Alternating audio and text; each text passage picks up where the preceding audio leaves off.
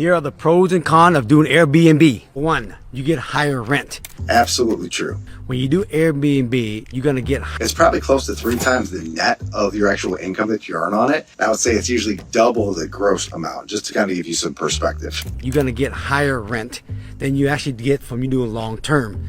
For example, like a typical house, you can probably get about $4,000 a month in Seattle. But if you do Airbnb, you can probably get up to like $8,000 a month. So you're gonna make better cash flow doing Airbnb, no question about it.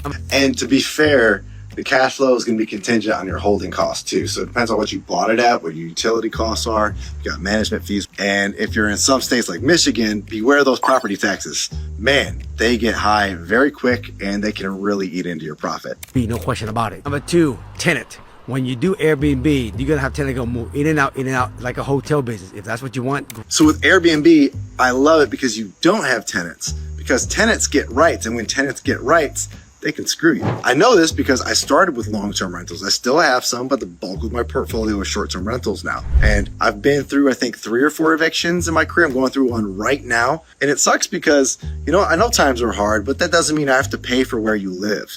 And the guy is trying to act like, I've been paying your mortgage for years. And I'm like, no, you've been paying something that we both mutually agreed to do. And now you're choosing to not and or are unable, but doesn't mean I have to suffer. And the way he's doing it, he's pulling both of us down, which is not cool. So we're evicting him. And unfortunately, that's just how it's going to have to go. Meanwhile, with Airbnb, I've had 0 evictions. And the problem with evictions is it can last months of you not making any money and paying for somebody else to live. You got to pay for your legal fees just to get them out. And really, like, you get the most screwed when you have to go through an eviction as a owner. So that's why Airbnb is way better. You get higher nets. You don't have evictions pretty much ever, but it is possible. Or you do long term, you put them in one time at market value, and then they basically stay for a long time. And that's not true either. Like, I mean, it's true. If you have a long-term tenant, definitely they can stay longer. I'd say on average, we usually see like 3 to 4 years. However, you are still limited at the best potential revenue you can make on that. You know, if you can make $200 to $500 a month on a long-term tenant, but you can make, I don't know, $600 to $1,500 net, sometimes $2,000 to $3,000 net, depending on the scale of property you're doing. I don't know. Like, I think that's a better win. It's much more reward. I don't know. You may argue some higher risk, definitely higher holding cost in the risk, but not necessarily higher risk in terms of getting screwed, unless you're dealing with cities that are going through intense regulations and are pretty anti, and you have a neighbor that hates you. Neighbors will crush you. Watch out. Tenant will be now for like 10 years. 3, active versus passive.